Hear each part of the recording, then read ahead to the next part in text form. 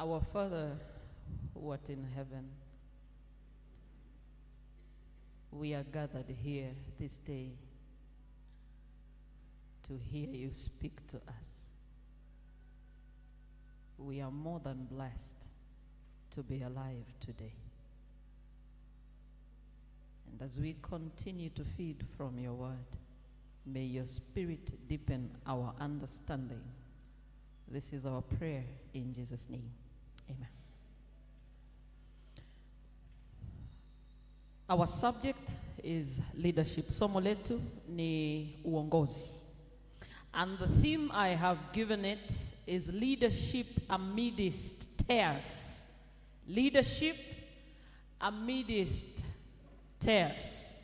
Tutapozidi kuendelea tutaelewa kwa Kiswahili tunazungumzia nini. So once again, our subject is leadership, and our theme, I have given it leadership amidst tears. For today on Monday, our topic is understand your leadership environment. Understand your leadership environment. Mchungaji wetu, nitafsirie tu hiyo peke yake. Elewa nini? Kweli. Elewa mazingira yako ya nini? Ya uongozi. Ndilo somo letu la siku ya leo. Nitasoma fungu kwa Kiswahili na kwa Kizungu. Tutatumia Mathayo 13 mstari wa 24 hadi 30. Matthew 13 verse 24 to verse 30. Another parable he put forth to them, saying, the kingdom of heaven is like a man who sowed good seed in his field. But while men slept, his enemy came and sowed tares among the wheat and went his way. But when the grain had sprouted and produced a crop, then the tares also appeared. So the servants of the owner came and said to him, Sir, did you not sow good seed in your field? How then does it have tares? He said to them, an enemy has done this. The servants said to him, do you want us then to go and gather them up? But he said, no, lest while you gather up the tares, you also uproot the wheat with them. Verse 30, let both grow together until the harvest. And at the time of harvest, I will say to the reapers, first gather together the tares and bind them in bundles to burn them, but gather the wheat into my barn. Allow me to do a second passage, verse 37 to 43. He answered and said to them, he who sows the good seed is the Son of Man. The field is the world. The good seeds are the sons of the kingdom, but the tares are the sons of the wicked one. The enemy who sowed them is the devil. The harvest is the end of the age, and the reapers are the angels. Therefore, as the tares are gathered and burned in the fire, so it will be at the end of this age. 41, the Son of Man will send out his angels, and they will gather out his kingdom, out of his kingdom, all things that offend, and those who practice lawlessness. 42, and will cast them into the furnace of fire. There will be wailing and gnashing of teeth. Then the righteous will shine forth as the sun in the kingdom of their Father. He who has ears to hear, let him hear. Mutaniruhusu nisome tena haya mafungu kwa Kiswahili, alafu tutaanza somo letu kwa Kiswahili. Mathayo 13 Tunafanya hivi kwa ajili ya watazamaji wetu ambao wengi huenda wasielewe Kiswahili na wale ambao tuko nao hapa ambao ni Waswahili. Mathayo 13:24 hadi 30. Akawatolea mfano mwingine akisema, ufalme wa mbinguni umefanana na mtu aliyepanda mbegu njema katika konde lake. Lakini watu walipolala, akaja adui yake akapanda magugu katikati ya ngano, akaenda zake. Baadaye majani ya ngano yalipomea na kuzaa, yakaonekana na magugu. Watumwa wa mwenye nyumba wakaenda wakamwambia, Bwana, hukupanda mbegu njema katika konde lako? Limepata wapi basi magugu? Akawaambia, adui ndiye aliyetenda hivi. Watumwa wakamwambia, basi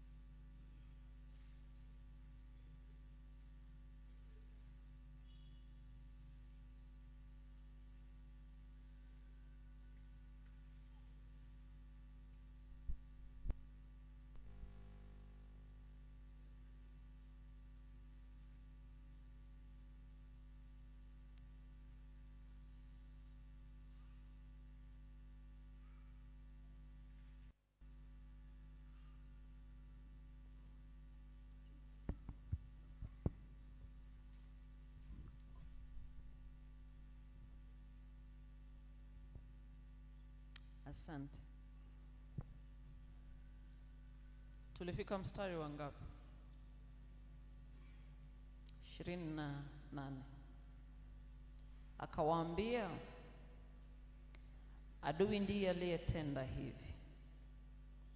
Watumwa wakamwambia, basi wataka twende tukayakusanye? Akasema, la, msije mkakusanya magugu na kuzing'oa ngano pamoja naye. Viacheni vyote vikue hata wakati wa mavuno. Na wakati wa mavuno nitawaambia wavunao, yakusanyeni kwanza magugu, myafunge matita matita, mkayachome, bali ngano ikusanyeni ghalani mwangu. 37 hadi 43 inasema hivi, akajibu akasema, azipandaye zile mbegu njema ni mwana Adamu, lile konde ni ulimwengu, zile mbegu njema ni wana wa ufalme, na yale magugu ni wana wa yule mwovu. Yule adui aliyeyapanda ni Ibilisi. Mavuno ni mwisho wa dunia, na wale wavunao ni malaika. Basi kama vile magugu yakusanywavyo na kuchomwa motoni, ndivyo itakavyokuwa katika mwisho wa dunia. Mwana Adamu atawatuma malaika zake, nao watakusanya kutoka katika ufalme wake machukizo yote na hao watendao maasi, na kuwatupa katika tanuru ya moto. Ndiko kutakuwako kilio na kusaga meno. Ndipo wenye haki watakapong'aa kama jua katika ufalme wa Baba yao. Mwenye masikio na asikie. Mnasemaje kwa neno la Bwana? Mafungu haya ndiyo tutakayotumia kwenye somo letu la uongozi kuanzia leo hadi Ijumaa. Gracious Lord, thank you.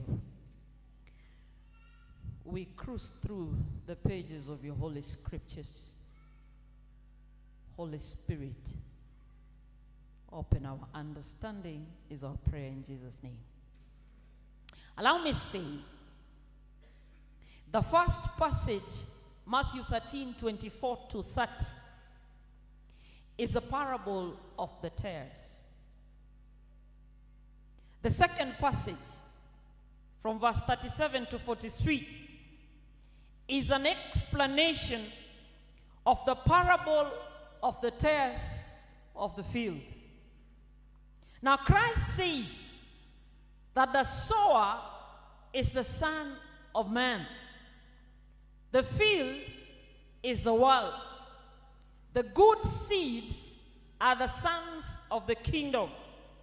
The tares are the sons of the wicked one. The enemy who sowed them is the devil.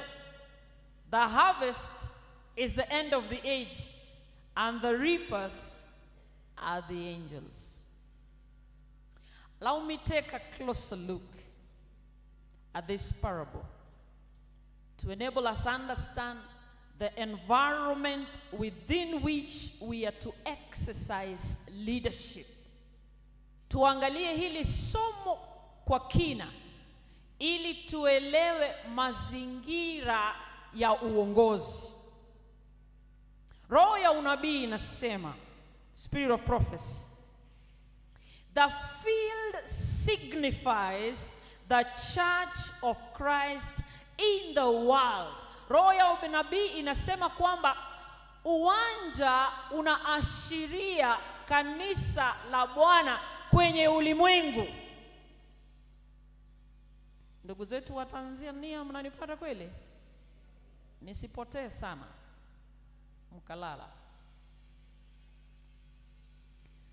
The parable is a description of that which pertains to the kingdom of God, his work of salvation of men.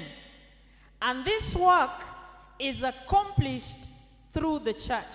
Kwamba mfano huu unaelezea kuhusu ufalme wa Mungu, kazi ya wokovu wa wanadamu. Na hii kazi inafanywa kupitia kanisa. Ya Kiswahili nimejaribu. Tunaelewana washiriki kweli? Asante. It is true. The Holy Spirit has gone out into all the world. Everywhere it is moving upon the hearts of men. But it is in the church that we are to grow and ripen for the Ghana of God. Ni kwamba ni kweli Roho Mtakatifu ameondoka, yuko ulimwenguni na anatembea kila mahali kwenye mioyo ya wanadamu. Lakini ni katika kanisa tunapaswa kuwa na kukomaa kwa wakati wa mwisho atakapokuja Kristo kukusanya wanawake. Bwana asifiwe. Nafikiri mchungaji amezungumzia kanisa hapa. Within the same church environment, katika mazingara hayo ya kanisa, the devil has sown tares which represent a class who are the the devil has sown tares which represent a class who are the fruit or embodiment of error, of false principles. Katika hii kanisa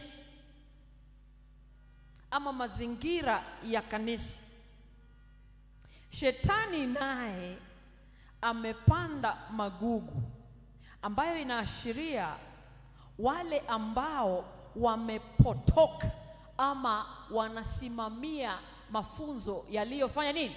Yaliyopotoka. Lakini nataka uelewe, ni katika kanisa ya Bwana, in the church of God, there is the good seed which represents those who are born of the word of God. So tuko kwenye kanisa ya Bwana. Tunapatana wana wa Mungu. Kanisa ni ngapi? Kanisa ni ngapi? Kanisa ni ngapi? Moja. Kwenye hii kanisa tuna wana wa Mungu. Hapa ama humu ndani kanisani pia tuna wana wa nani? Wa Shetani.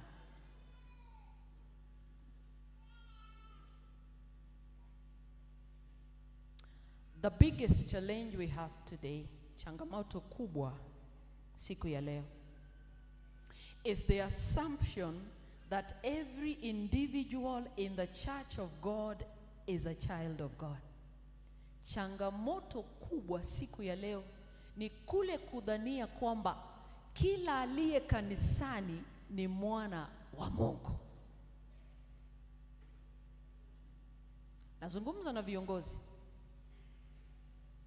Hapa kanisani tuna wana wa Mungu.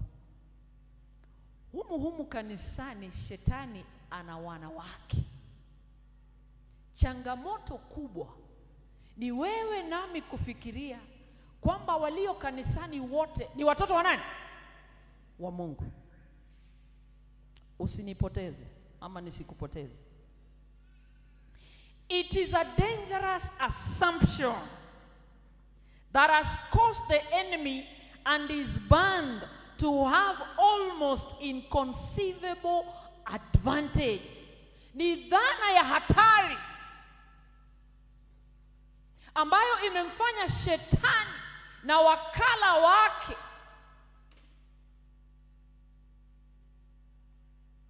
niruhusu nishereheshe Kiswahili hapo, kuwa na advantage kubwa zaidi.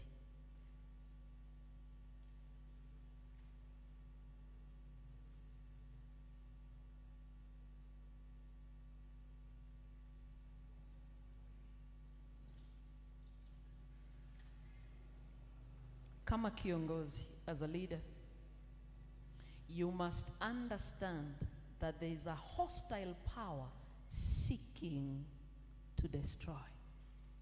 Elewa kama kiongozi, katika mazingara ya uongozi kuna nguvu ambayo ni ya kishetani inayotaka ama matakwa yake ni kuharibu. Usiwe kiongozi kanisani ukadhani kila mtu ni mwana wa Mungu.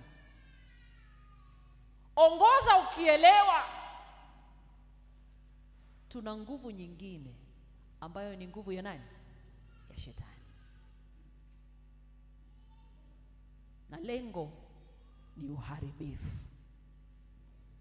And so we can no longer live like the devil is non-existent. Hatuwezi ishi ni kama Shetani hayupo.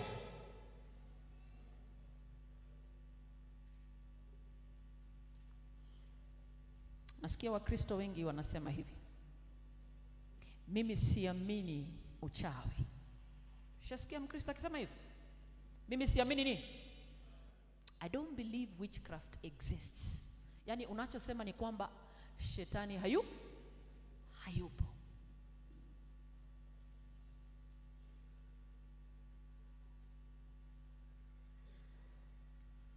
And when he comes, anapokuja, anakuja kuiba, he comes to steal.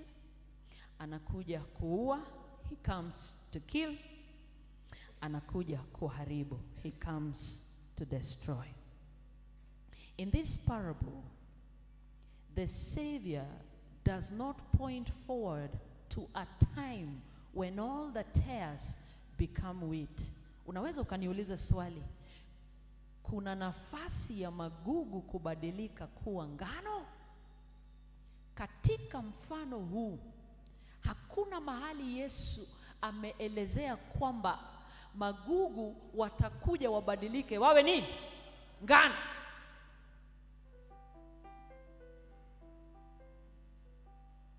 There is no point in the parable where the tares will one day change to be the wheat. And so wheat remains wheat till the harvest. Ngano zabakia kuwa ngano mpaka wakati wa mavuno. Tares remain to be tares till till the harvest. Magugu yanabakia kuwa magugu hadi wakati wa nini? Wa mavuno. Usidanganyike. Hakuna mahali katika mfano huu magugu walibadilika wakawa ngano. Nasema nini? As a leader, you must be cognizant of the fact that the agents of the devil are present in the church of God. Kama kiongozi, lazima uelewe ya kwamba wakala wa shetani wamo wapi? Kanisani.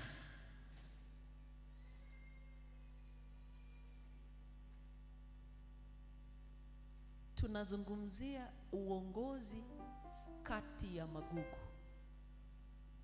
Uongozi kati ya nini? Ya magugu.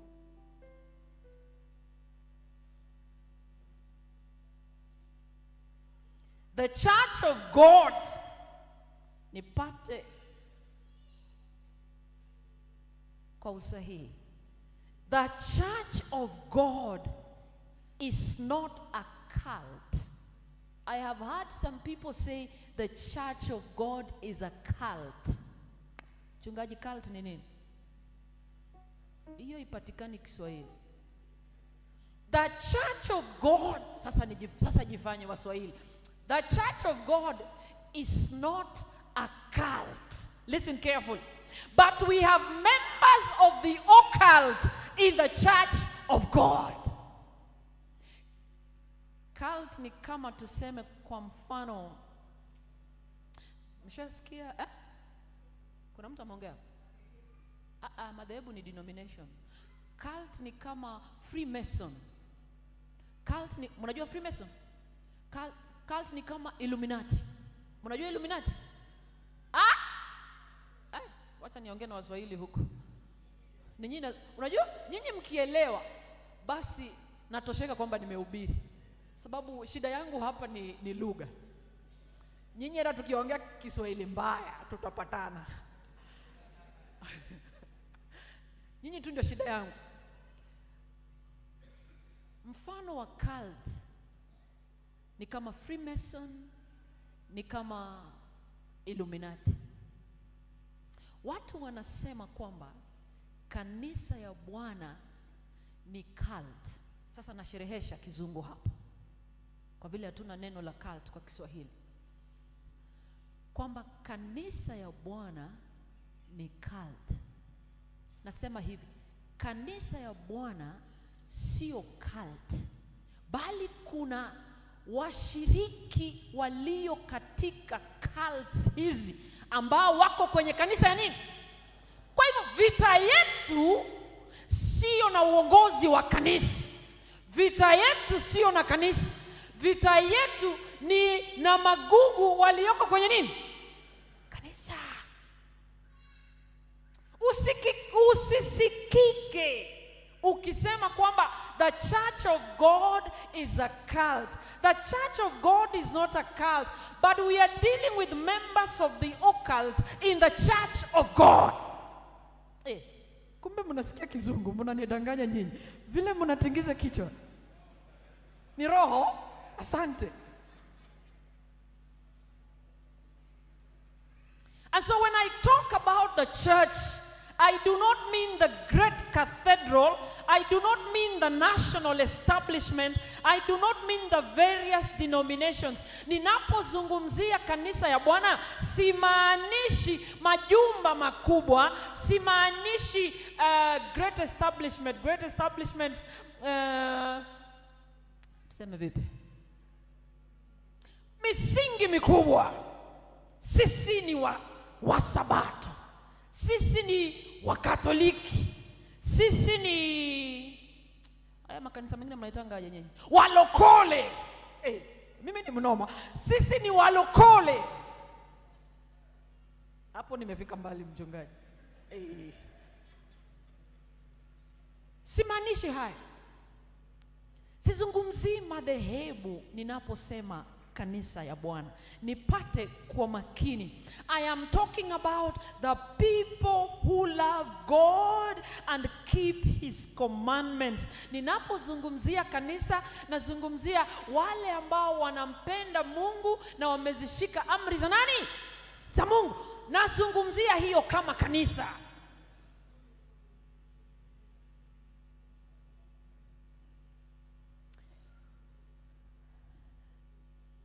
In every congregation, katika kusanyiko zote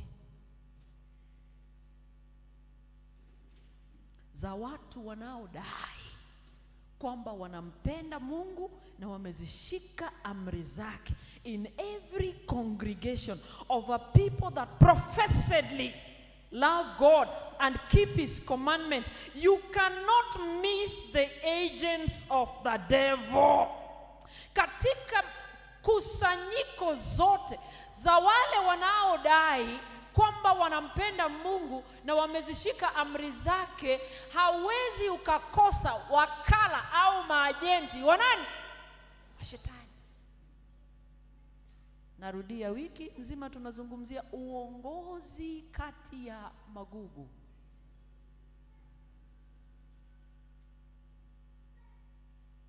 Ni dhana potofu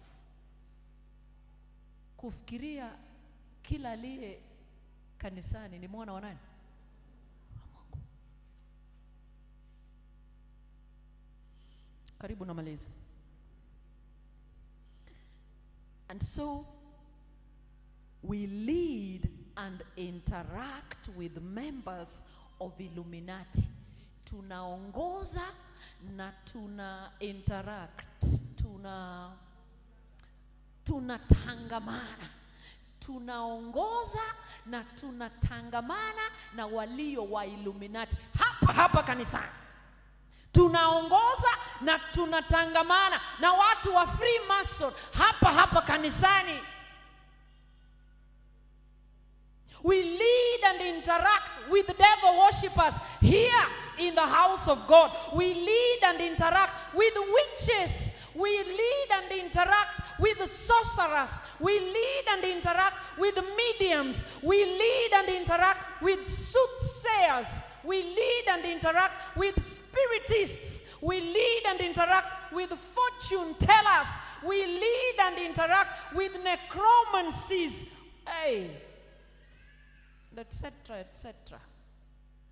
Tunaongoza na kutangamana na walio wa Illuminati, walio wa Freemason, wanaofanya ibada ya kishetani. Tunaongoza humu kanisani na kutangamana na wachawi na waganga. Wako humu.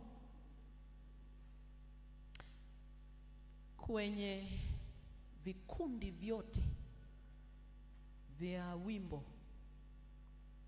wako ndani. Narudia.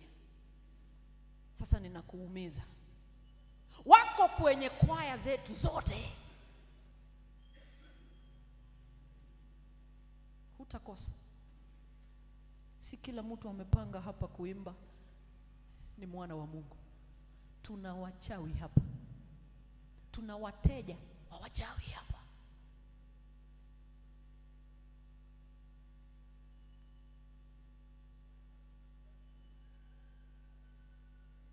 Wako kwenye mganga? Sabato wako wapi? Kanisani. Wanawatembelea waganga? Sabato wako kwenye church boards.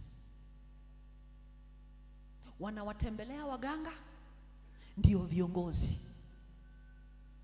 Wako Illuminati? Ndio viongozi kanisani. Hayo ndio mazingira ya uongozi. Elewa mazingira haya. Na isikushtue.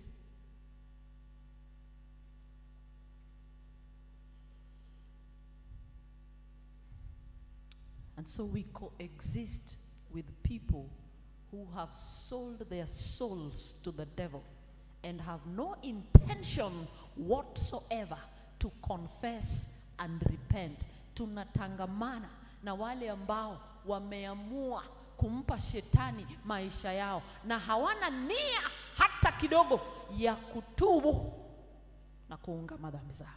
Hawana nia. Ni magugu hadi Yesu atakapokuja.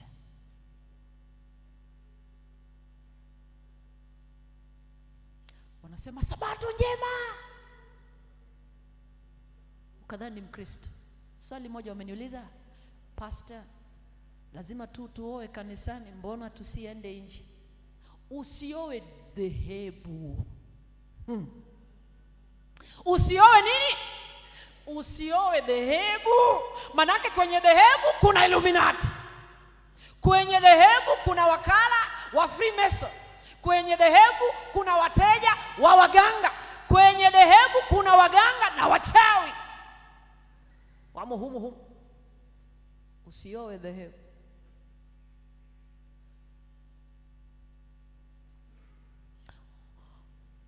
Oa aliyeongoka. Oa nini? Aliyeongoka. Marry a true convert.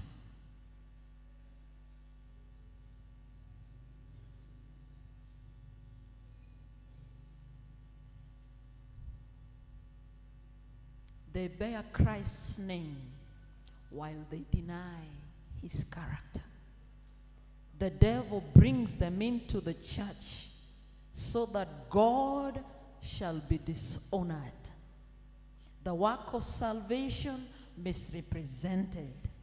The souls imperiled. Kwa hivyo unapoona misukosuko kanisani, elewa wakala wa shetani wako kazini. Munanipata wa Kristo? Unapoona misukosuko wapi? Kanisani. Elewa tu wakala wa shetani wako wapi? Kazini.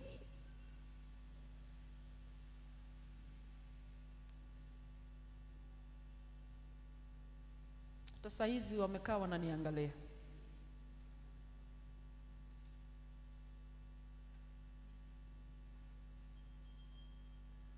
Nimekupata. Imeisha kabisa. Mimi najua sio mtu wa stewardship. Mimi naongea.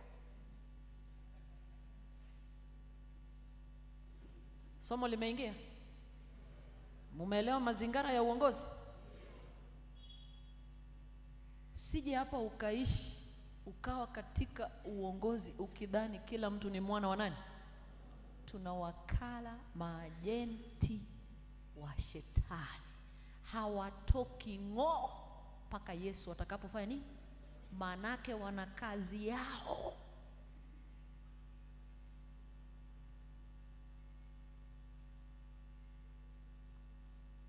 Leadership amidst tears calls for untiring wakefulness and unremitting vigilance. We must be on our guard. Kwamba uongozi kati ya magugu inahitaji tuwe vigilance, tuwe wa makini sana. Uelewe huyu mnayepingana naye ako upande gani. Uenda unapingana na mganga aliye kanisani.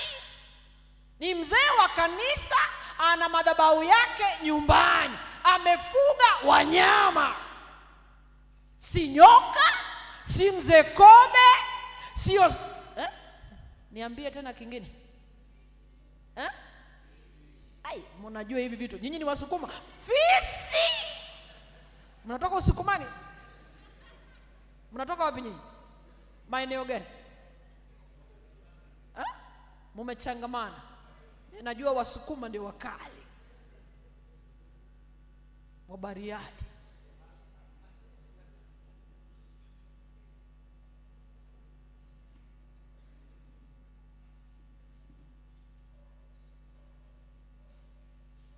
Kuna mahali ingine hapa Tanzania inaitwa nini? Mahali wachawi wanajulikana kwa uchawi. Sumbawanga. Naona wateja wanazungumza. Sumbawanga. Kuna mahali moja, mahali kuna misikule. Mnajua misikule? Kuna tena mahali ingine kuna misikule sana. Inaitwa wapi? Wapi? Kuna mahali, sio hizo mnaniambia. Najua najulikana. Unajua misikule? Nyinyi hamjui misikule, nyinyi tulia.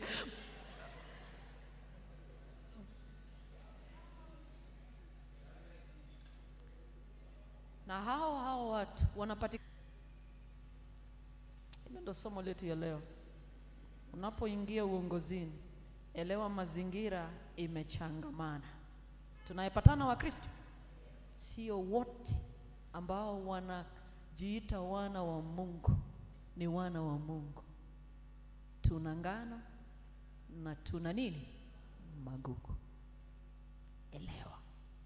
Kwa hivyo kiongozi yeyote atakayeongoza katika kanisa la Bwana yopaswa kuwa makini sana.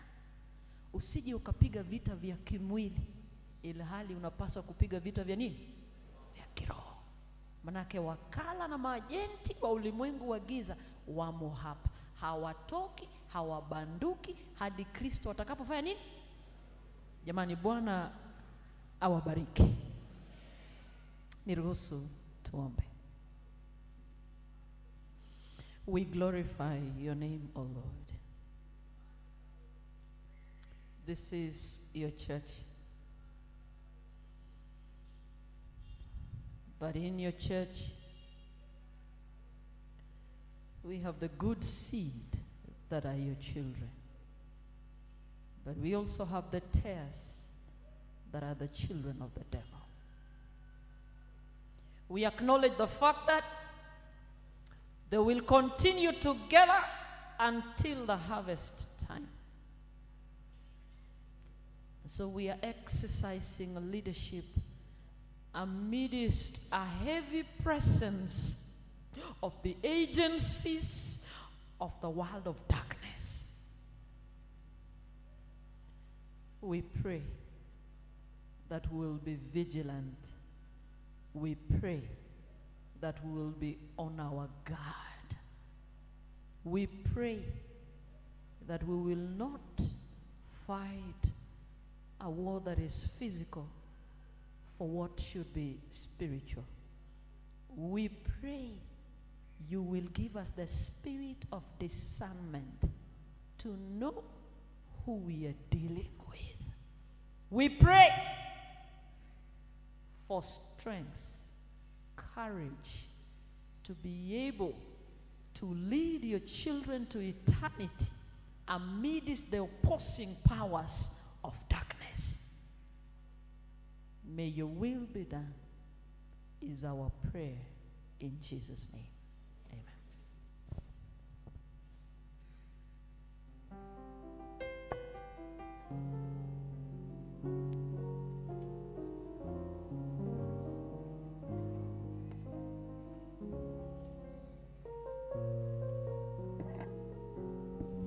Kurasini kwaya, karibuni.